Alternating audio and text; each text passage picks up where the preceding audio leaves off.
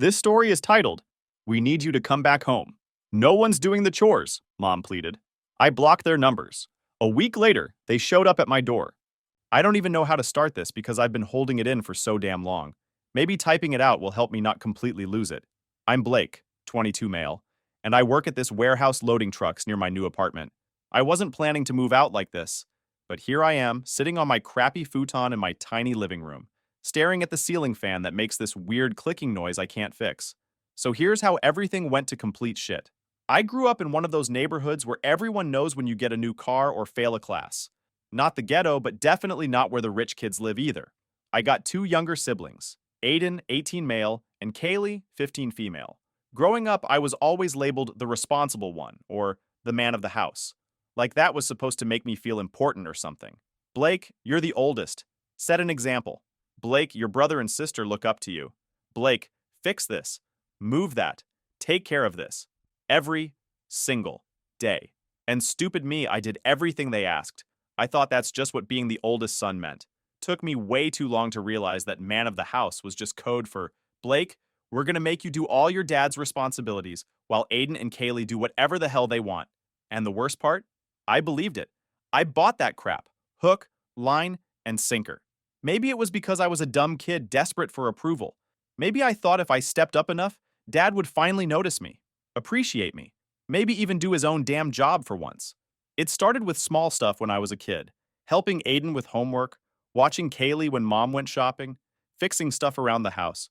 But by high school, I was basically maintaining the entire property, mowing the lawn, unclogging toilets, moving furniture, assembling everything, doing all the heavy lifting, jump-starting cars, patching the roof. Literally, if something needed muscle or tools, somehow it magically became my job. And if you're wondering, my dad was physically there but mentally checked out most of the time. He'd come home, barely say two words to any of us, and just zone out watching sports until he passed out on the couch. On weekends, he'd disappear for hours and come back acting weird. I didn't understand it back then. The worst part? We all had to pay rent. $350 a month since I turned 18. Aiden pays the same now that he's 18, and Kaylee will too when she hits 18. You're adults now. You need to contribute, Mom would say. So it sounds fair, because even though we all pay the same rent, I'm the only one who has to do literally every physical task in the house. Aiden's in community college and works part-time at GameStop, but somehow he doesn't have time to do chores. Kaylee's still in high school, but apparently homework and cheer practice means she can't learn how to use a freaking lawnmower. Meanwhile, I'm working 50-plus hours a week at the warehouse, coming home with my back killing me, and still expected to unclog the sink because Kaylee dumped a bunch of makeup down the drain. Mom's excuse is always the same. Your father works hard enough as it is. That's such bullshit. Dad barely functions most days, but pointing that out just starts a huge fight. At first I was like, okay, maybe this is fair.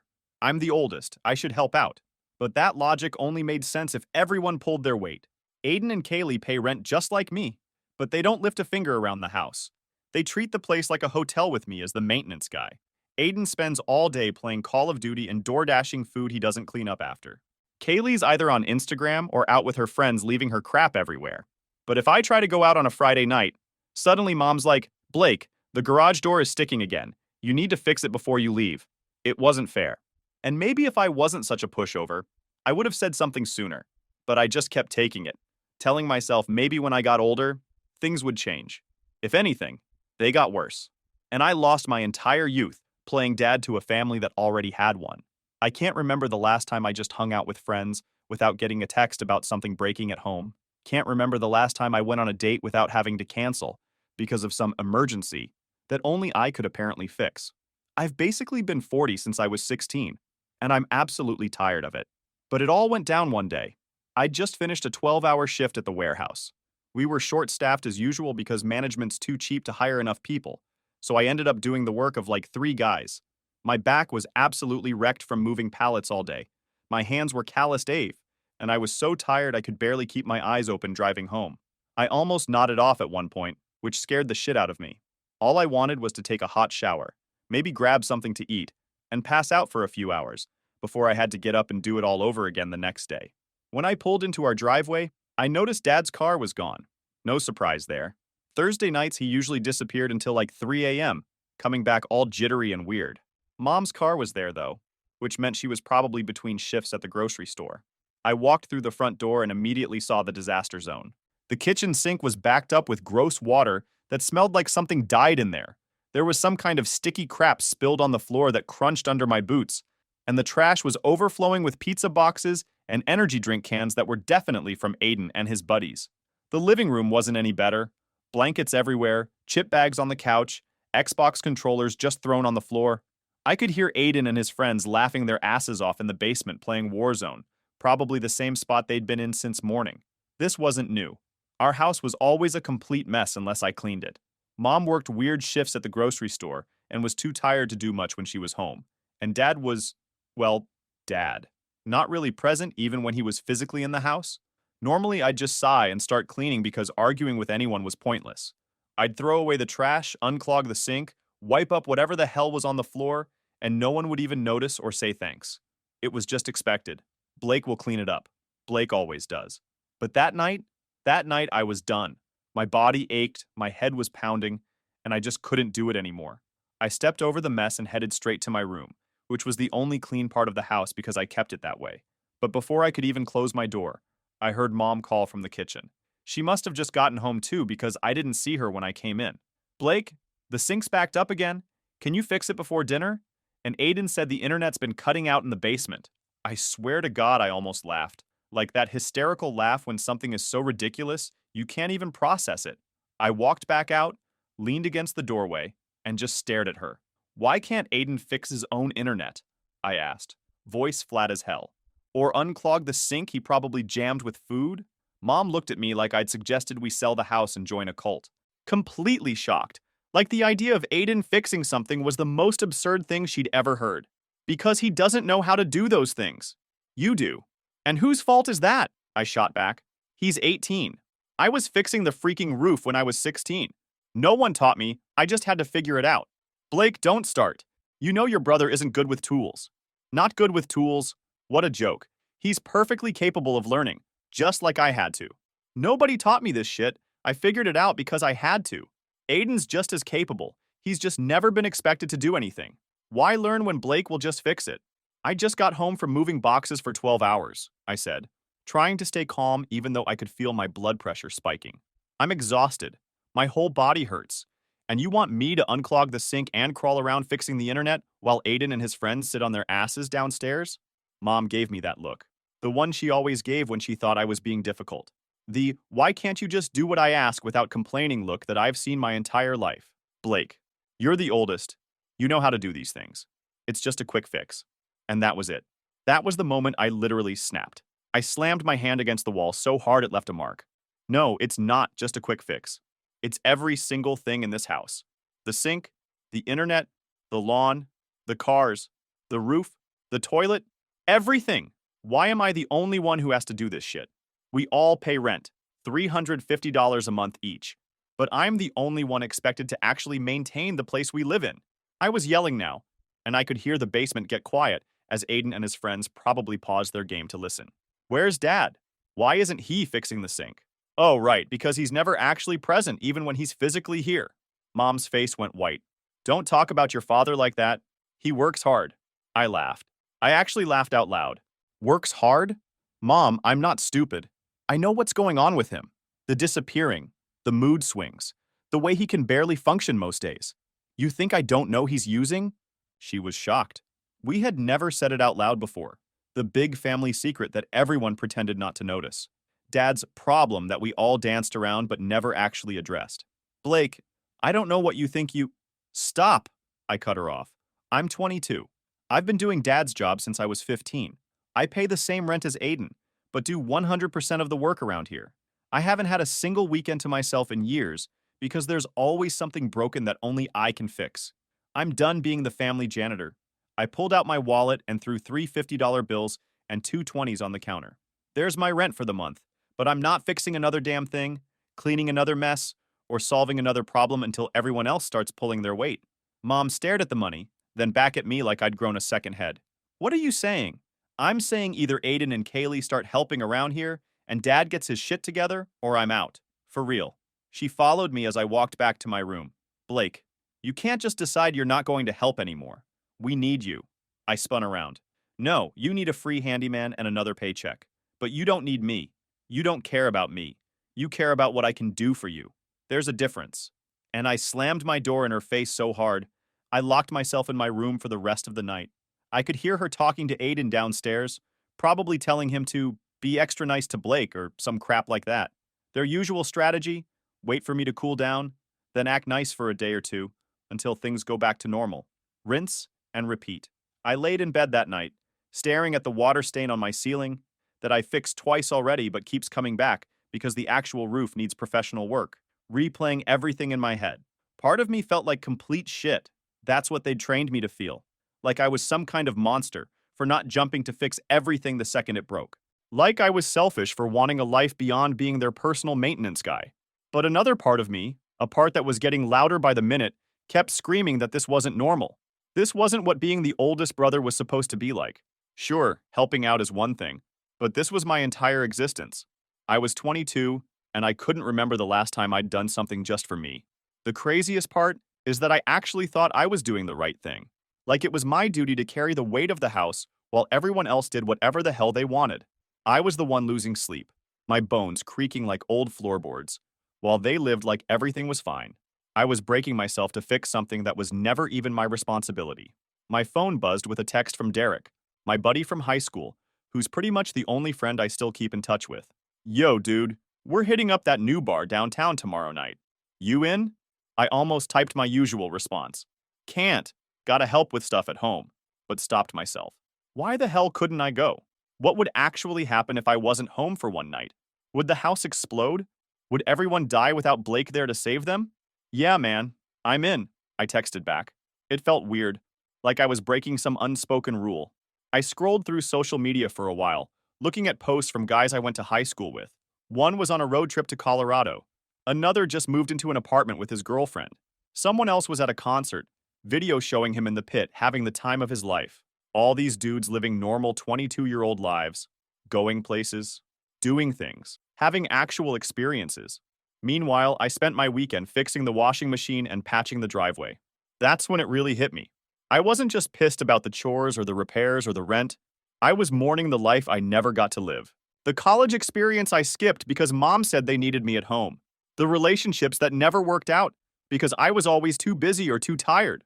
The trips I never took because my money went to rent and buying parts to fix stuff around the house. I had been straight up robbed of my youth, and I was never getting those years back. The next morning, I got up early before anyone else, made myself some coffee and sat at the kitchen table waiting. The sink was still clogged, the mess still on the floor. I didn't touch any of it. Mom was the first one down. She stopped when she saw me, looking surprised that I was just sitting there instead of cleaning up. Blake, about last night, I meant what I said, I cut her off. I've been thinking about this all night. Do you realize I haven't been to a concert since high school? That all my friends have moved on while I'm stuck playing dad to a family that already has a dad? Mom sat down across from me, looking tired as hell, like she had aged 10 years overnight. For a second I felt bad, but then I remembered all the nights I stayed up fixing things while everyone else slept. Your father? He's going through a difficult time. He's been going through a difficult time for 7 years, Mom. I get it. He has problems. But why am I the one paying for them? Why is it on me to fill his shoes? I didn't sign up for this. I didn't ask to be born first. We're family, Blake. We help each other. No, I said. You all help each other. I just do everything while everyone else watches. That stops now. I laid out my terms. Aiden and Kaylee would start doing actual chores. Not just occasionally taking out the trash when they felt like it, but real shit like mowing the lawn and fixing stuff that breaks. Dad needed to get help for his problem. Real help. Not just mom making excuses for him. And if I was paying rent like everyone else, I'd do my fair share, but not everything. I wasn't asking for much. Just some basic fairness. Just to be treated like everyone else in the house instead of the unpaid maintenance guy who also paid rent. Mom didn't like it, but she didn't argue either. She knew I was dead serious.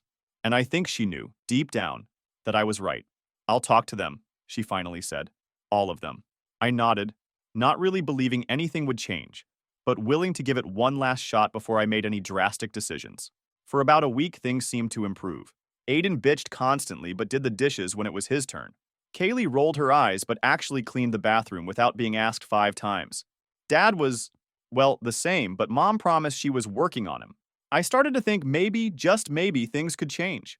Maybe I could have some semblance of a normal life while still living at home. Maybe they'd finally realized how unfair everything had been. Then on Friday, I went to that bar with Derek like I'd planned. It was the first time in forever I'd done something social on a weekend. We played some pool, talked to some girls, normal 22-year-old guy stuff. I got home around 1 a.m. feeling better than I had in months. The next morning, I slept in. No one woke me up to fix something or run an errand.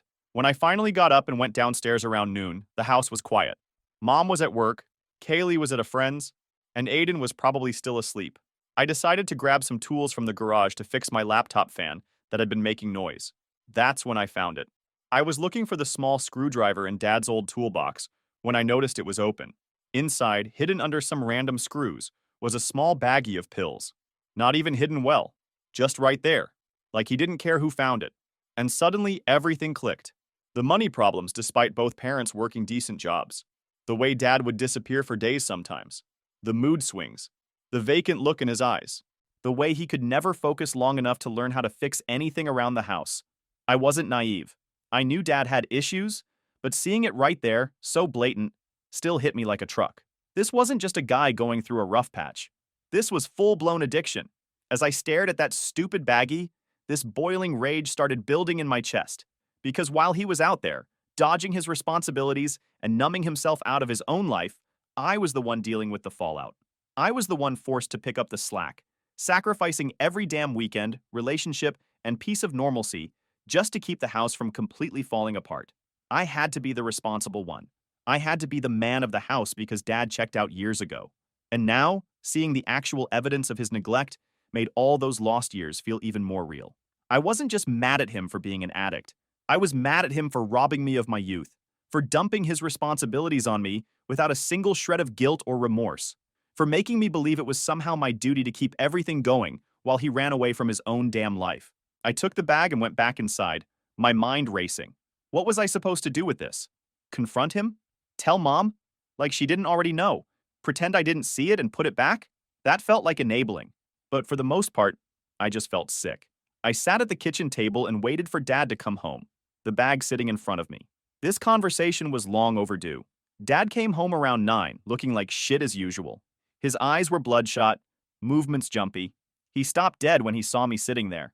"The hell are you doing?" he asked, voice raspy. I didn't say anything, just pushed the baggie across the table toward him. His face went from confused to pissed in about half a second. "You going through my stuff now?" he snarled, snatching the bag and shoving it in his pocket. "Didn't have to go through anything. You left it out. Not very careful for someone with so much to hide." His eyes narrowed. "Watch your mouth, boy. I'm still your father." I stood up slowly. I'm a good 4 inches taller than him now. Something that still catches him off guard. "Are you?" "Because I've been doing your job for years. Fix this, pay for that, be responsible. Where the hell have you been?" "Because I raised you to be a man, Blake, to handle your shit, to step up when it counts. You think I didn't go through the same stuff at your age?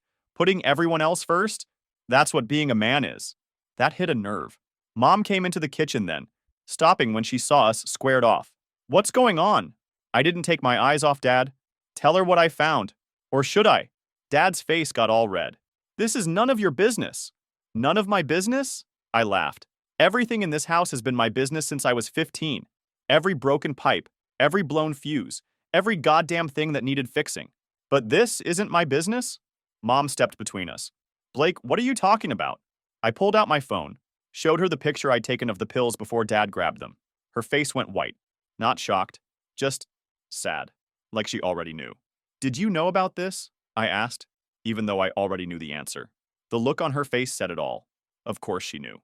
"Blake, your father is dealing with some—" "Stop," I cut her off. "Just stop with the excuses. He's an addict, Mom. He needs help, not cover-ups. And I'm not going to keep pretending everything's fine." She started crying. "What do you want me to do? Kick him out? Break up our family?" Dad just stood there, not saying anything, not defending himself, just staring at the floor like a kid caught stealing. And that's when I realized nothing was going to change. They were all too comfortable with this messed up situation. Dad could keep using, Mom could keep enabling, Aiden and Kaylee could keep skating by doing the bare minimum, and I was expected to keep picking up all the slack. Well, not anymore. I went to my room and started packing. Not everything. Just enough clothes for a few days, my laptop, important documents. I texted my buddy Derek, who'd been trying to get me to move in with him for months. That spare room still available? I sent. 3 dots then. Hell yeah, man. When you coming? Tonight, if that's cool. Shit for real? Yeah, that's fine. I didn't tell anyone I was leaving. Just walked out the front door with my duffel bag while they were all still arguing in the kitchen. They didn't even notice me go. I drove to Derek's place across town, a decent 2-bedroom apartment above a Mexican restaurant. The whole place smelled like tacos, which was honestly a major upgrade from the smell of dysfunction at home. Dude, you seriously moving in? Derek asked as he helped me carry my stuff up. Just need a place to crash for a bit while I figure shit out. Mi casa es su casa, bro, he said, showing me to the spare room. My phone blew up that night. I turned it off without reading any of the messages. For the first time in years, I slept like a rock. I woke up the next morning at Derek's place feeling weird as hell. Took me a minute to realize why. Nobody was yelling for me to fix something. No, Blake, the toilet's clogged, or Blake, the Wi-Fi's not working. Just quiet. I finally turned my phone back on around noon. Big mistake. 37 missed calls and like 50 plus texts. Most from Mom, some from Aiden and Kaylee, even a couple from Dad. I skimmed through them and watched the progression from confusion to anger to panic. Mom. Blake, where are you? Mom. Please come home. We need to talk about this. Mom. The hot water heater is making that noise again. When are you coming back? She didn't even ask if I was okay or safe, just when I'd be back to fix the water heater. Aiden. Dude, WTF? Mom's freaking out. Aiden. Seriously, man, this isn't cool. Aiden. The internet keeps cutting out and IDK how to fix it. Kaylee. Mom's crying. Hope you're happy. Then, the bathroom sink is clogged and there's water everywhere. Dad only sent 2 texts. Where the hell are you? This is childish. Come home now. I didn't respond to any of them. I wasn't ready to deal with that shit yet. Instead, I spent the day helping Derek fix up the spare room. Now, my room. We grabbed some cheap furniture from Walmart, set up my stuff, and ordered pizza. It was actually fun, hanging out with a friend without constantly checking my phone to see if my family needed me for something. Weird how something so normal felt so foreign. But by day 3, Mom was getting desperate. The calls wouldn't stop. I finally answered one just to make it end. Blake? Oh, thank God. Where are you? When are you coming home? I took a deep breath. I'm not coming home, Mom. Not right now, anyway. Blake, please. Everything's falling apart here. The sink is leaking, the yard is a mess, and your father is not my responsibility. I cut her off. Neither is the sink or the yard or anything else. I've been covering for him for years because he couldn't get his shit together. I'm done. That's not fair, she said, her voice cracking. Your father loves you. He's just struggling. And what about my struggles? Did anyone care that I gave up everything to be the man of the house? Did anyone thank me for fixing everything? For paying rent? For being there whenever you needed something? Or was I just expected to do it all because I'm the oldest? Silence on the other end. That's what I thought, I said. We need you, Blake. No, you need a handyman and an extra paycheck. There's a difference.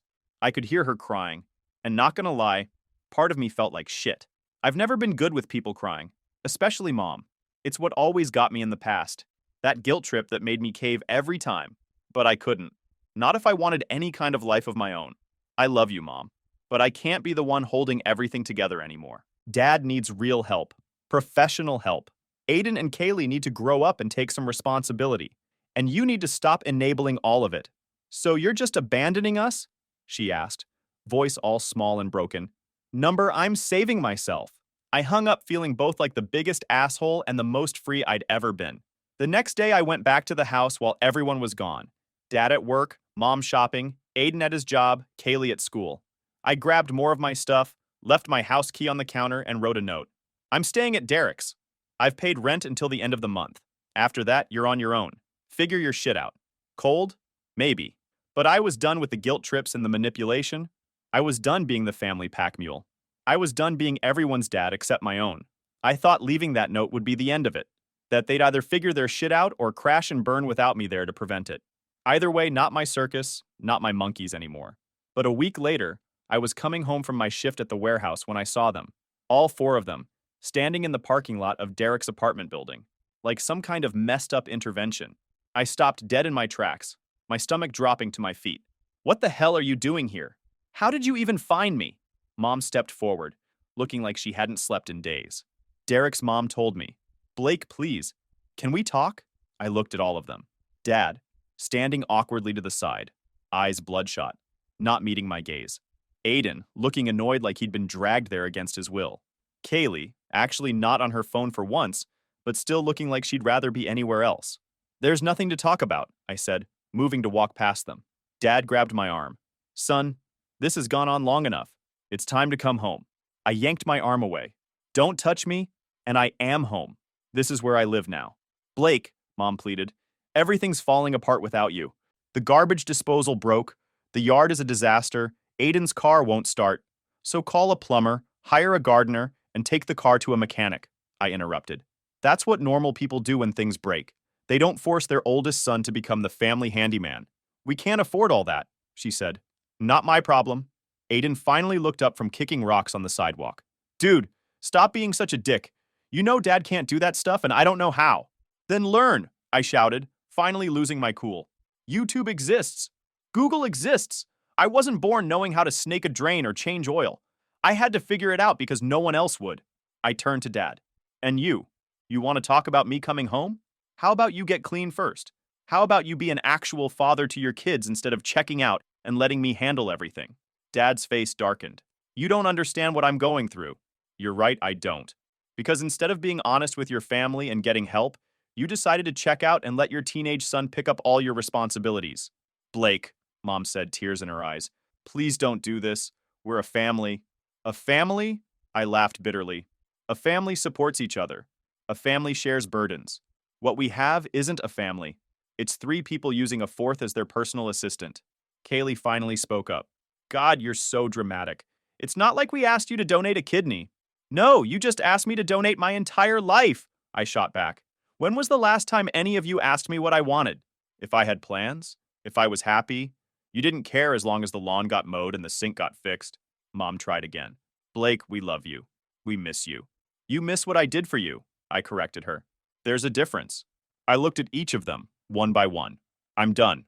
I'm done being the replacement dad. I'm done fixing everything. I'm done putting my life on hold so the rest of you can have it easy." Dad stepped forward, his face red. "So that's it? You're just walking away from your family?" "I'm walking away from being used," I said firmly. "When you get help for your addiction, when Aiden and Kaylee start actually contributing, when all of you realize that I'm a person with my own life and not just your live-in handyman, then maybe we can talk. But until then, we're done." I stepped around them and headed for the building door. "Blake!" Mom called after me. "You can't just—" "I can," I said, not turning around. "And I am. Goodbye." I closed the door behind me, my heart pounding in my chest. I waited for the guilt to hit, for the voice in my head telling me I was being selfish, that my family needed me. But it didn't come. Instead, I felt something I hadn't felt in years. Freedom. Real, genuine freedom. Like for the first time in forever, my life was actually my own. My time was my own. My future was my own. I walked into my apartment, closed the door, and finally exhaled. I'm 22 years old, and for the first time, I get to live like it. Edit. To everyone asking, it's been 3 weeks since that confrontation.